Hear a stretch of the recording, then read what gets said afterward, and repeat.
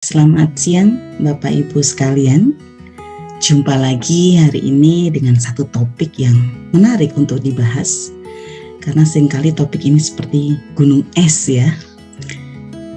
Yang terlihat, kasus-kasus yang terungkap tidak sebanyak dengan kasus-kasus yang sebenarnya terjadi dan dialami. Hidup tanpa kekerasan, it's my dream ya. Nah, tapi sebelumnya saya ingin bertanya kepada kita semua. Bagi yang sudah menikah, kira-kira apa sih mimpi Anda sebelum menikah? Coba kita kembali ke masa-masa di mana kita sedang mempersiapkan atau bahkan saat menemukan pasangan hidup gitu ya.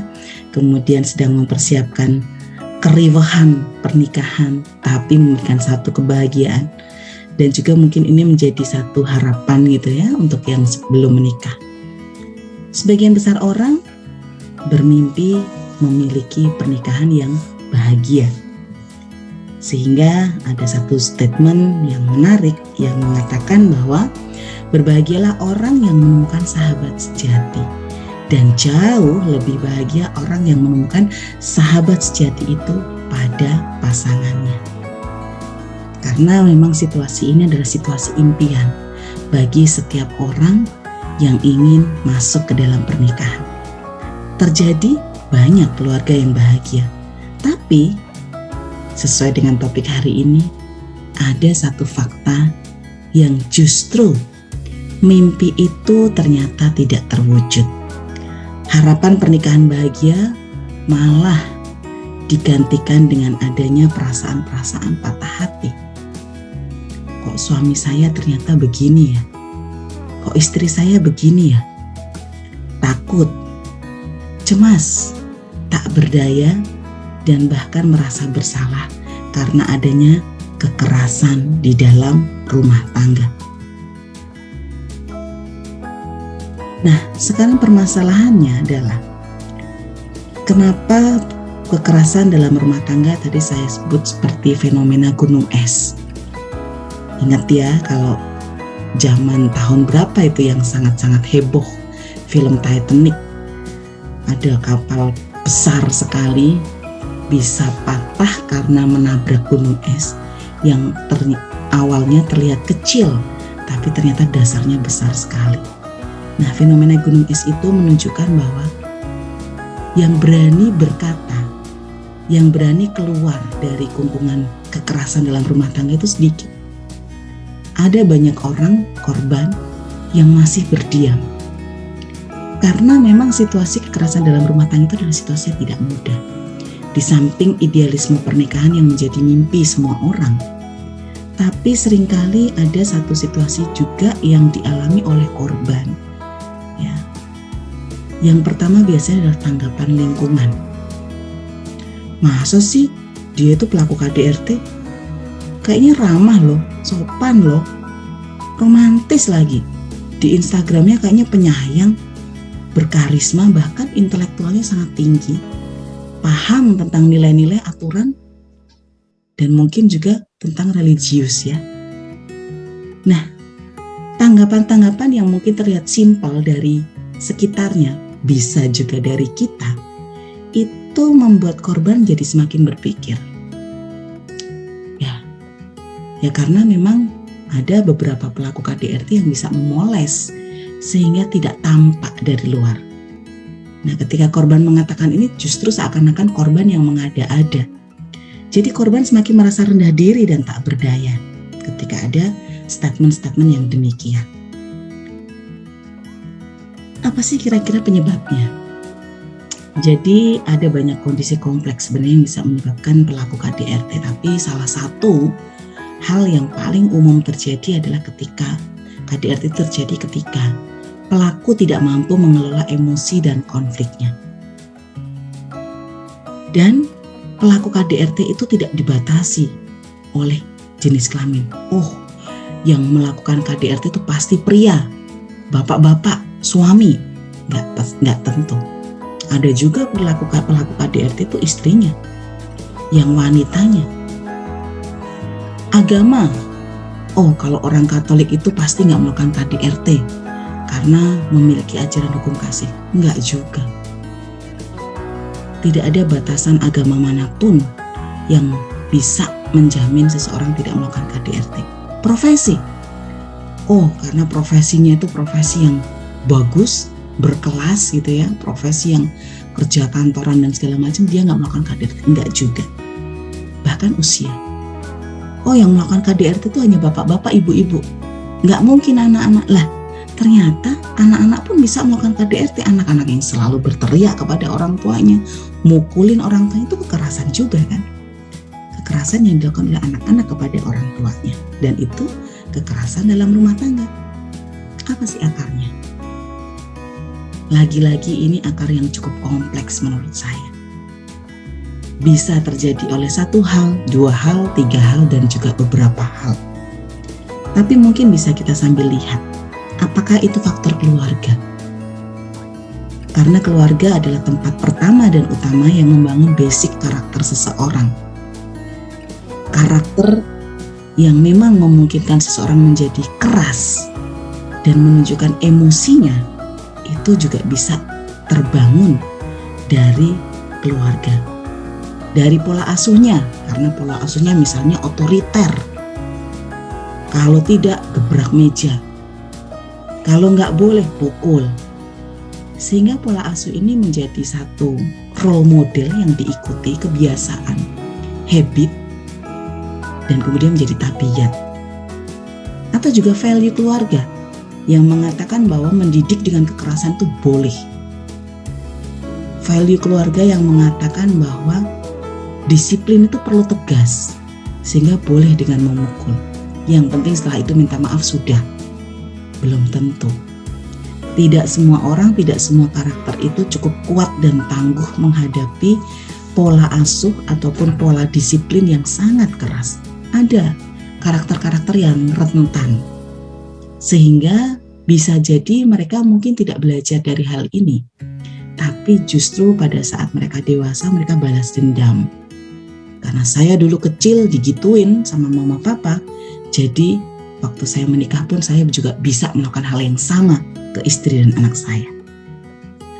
Atau bisa jadi di keluarga baik-baik saja, tidak pernah ada masalah, value-nya tidak mengagungkan kekerasan.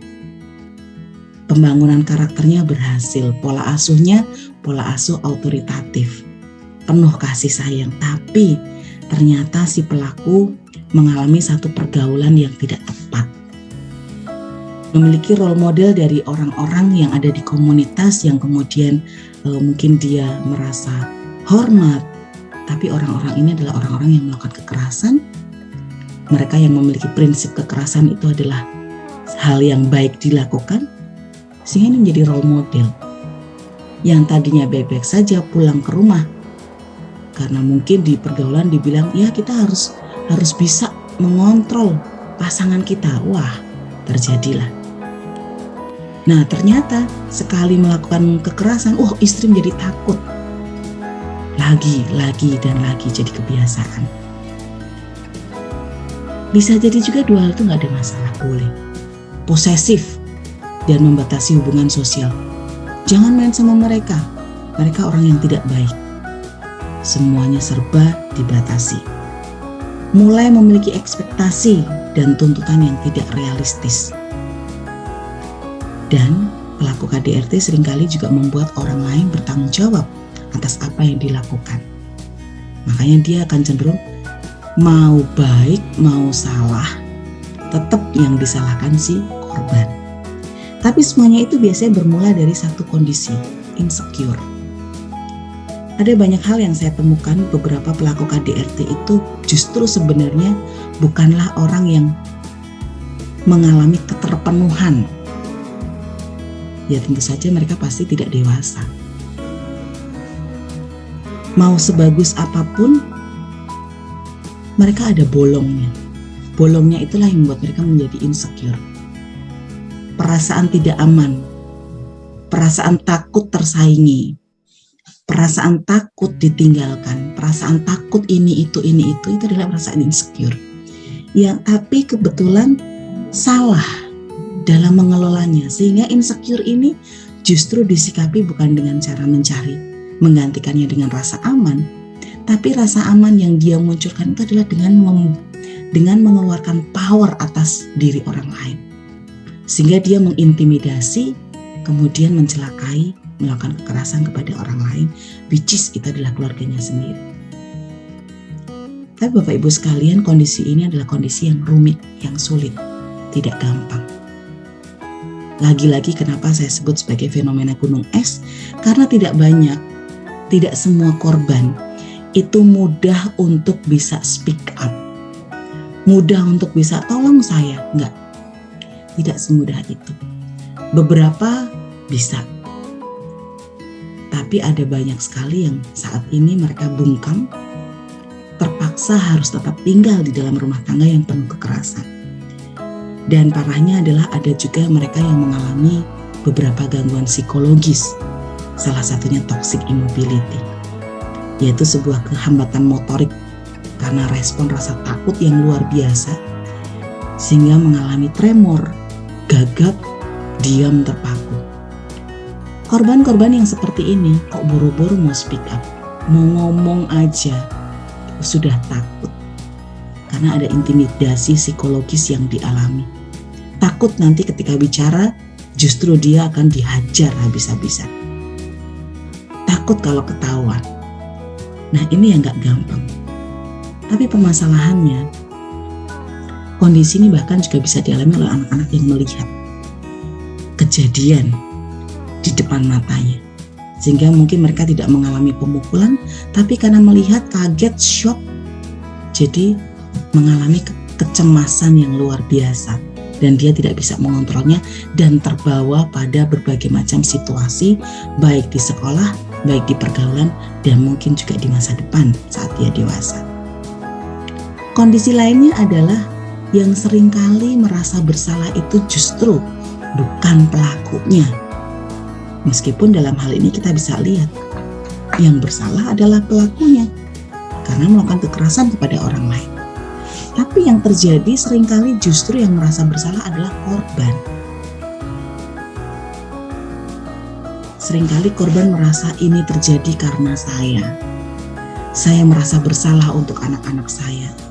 Saya harus bertahan demi anak-anak saya. Sehingga ya sudahlah saya menerima ini. Banyak korban yang di luar terlihat tersenyum. Bukan karena bahagia, tapi dia tersenyum untuk memenuhi tuntutan untuk terlihat bahagia.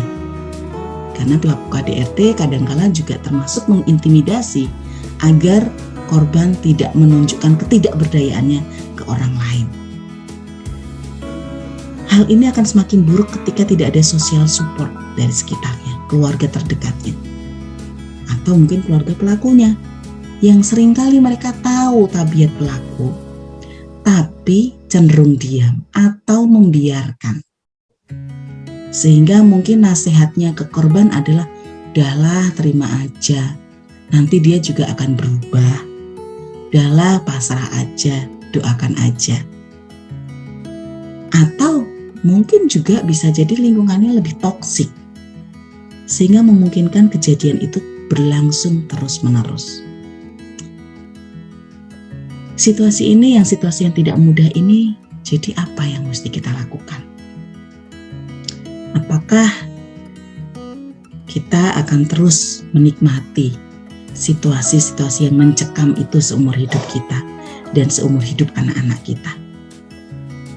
Sebelum sampai pada tindakan-tindakan lebih lanjut, sebaiknya kita mulai memikirkan, apa sih tujuan kita berumah tangga?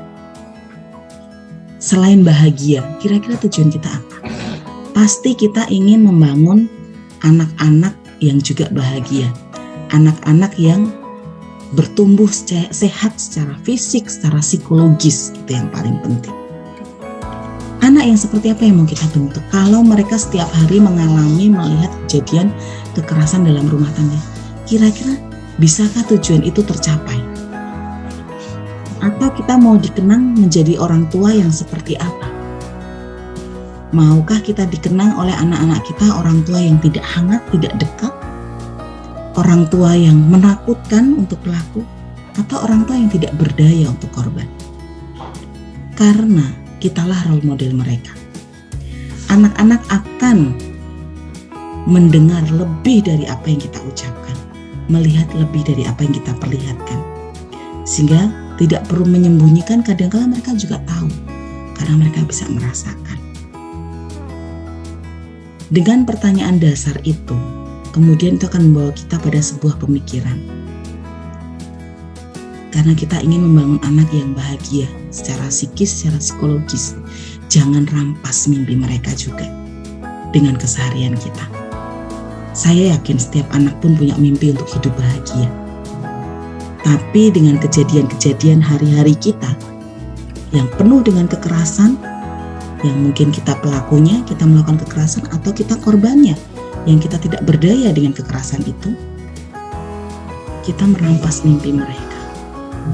Karena mungkin mereka akan akhirnya antipati. Mereka mungkin akan membangun konsep bahwa pernikahan itu memuakkan, menakutkan, mengerikan. Jangan sampai mereka sampai berpikir bahwa saya tidak mau menikah karena saya tidak ingin masuk dalam situasi seperti neraka. Jadilah role model agar mereka mampu membangun mimpi dan mewujudkannya dalam keluarga yang harmonis. Karena kekerasan itu bisa membayangi seluruh langkah hidup mereka, seumur hidup mereka. Ada anak-anak yang memiliki tingkat resiliensi yang tinggi sehingga situasi ini justru membentuk mereka bangkit. Karena saya tidak mau mengalami hal yang sama seperti mama saya, seperti papa saya kemudian bangkit menjadi pribadi yang berbeda.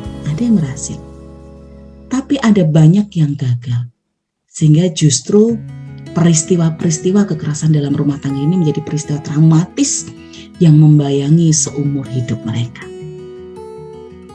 Ada satu hal yang perlu kita pahami, bahwa cinta semestinya tidak melukai. Love shouldn't hurt.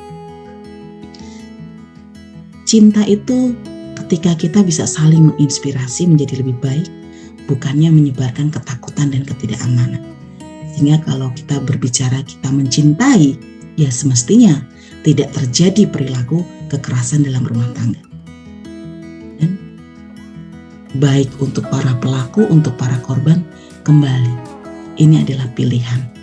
Saya sendiri tidak bisa memaksa untuk pelaku stop melakukan kekerasan dalam rumah tangga. Karena motivasi itu sebaiknya muncul secara internal dari dalam dirinya.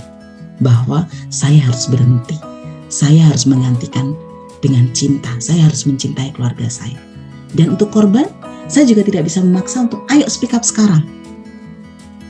Ketika memang belum merasa, belum memiliki kekuatan, belum memiliki kesadaran akan tujuan, sebaiknya saya mulai bisa menghentikan situasi ini, mengubahnya menjadi situasi yang lebih baik. Sehingga pilihan yang akan kita ambil itu adalah pilihan yang sangat penting. Apakah kita akan berada dalam situasi rumah tangga yang penuh dengan kekerasan, sehingga kita akan mengalami sebuah perjalanan hidup yang penuh dengan rasa bersalah? Itu menjadi pertanyaan yang bisa kita refleksikan ketika kita berada dalam kondisi rumah tangga kita penuh dengan kekerasan. Apakah kita akan mengalami perjalanan hidup yang penuh dengan rasa bersalah karena kita pelaku, karena kita korban? Atau kita bersedia untuk mundur sejenak, meletakkan harga diri kita, egoisme kita bagi pelaku, dan juga kita mau bangkit bagi korban dan membangun komunikasi yang terbuka, sehingga terlepas dari apapun yang terjadi kemarin, itu bisa membantu kita mengembalikan pada tujuan, hakikat dasar pernikahan kita. Dan mimpi-mimpi yang kemarin mungkin kita sempat renggut dari anak-anak kita, bisa kita perbaiki di masa mendatang. Atau kita akan menjadi pribadi yang memang penuh dengan perasaan keterasingan. Dengan keluarga sendiri saja merasa tidak aman, tidak nyaman, sehingga kita menarik diri. Yang seringkali ini juga terjadi di lingkungan sosial. Sehingga kita bisa merasa tidak punya teman, tidak punya komunitas. dan merasa kesepian karena kita membiarkan dan tidak berani untuk menyikapi kekerasan dalam rumah tangga itu dalam sebuah sikap yang memang harus memperbaiki. Apakah kita akan lebih memilih kesepian, menarik diri, atau kita justru mau memperjuangkan sehingga kita bisa memiliki yang namanya quality time untuk keluarga, waktu yang berharga. Kita mau terisolasi atau sebaliknya kita mau speak up. Speak up tidak harus kemudian berakhir, tidak semua KDRT berakhir misalnya dengan perceraian, enggak. Ada satu kondisi yang mungkin bisa terjadi, pemulihan, ketika memang dua-duanya bisa saling menerima karena sudah melakukan kesalahan, saling menyadari bahwa ini memang situasi yang perlu diperbaiki, dan juga saling perhatian, fokus untuk proses perbaikan itu. Baterai A3, acceptance, acknowledge, dan juga attention. Menerima bahwa kita bersalah, kita sudah melakukan kekerasan kepada pasangan kita, anak kita. Menerima bahwa kita sudah bersalah karena kita membiarkan itu terjadi. Tapi kemudian kita sama-sama sepakat, yuk kita perbaiki.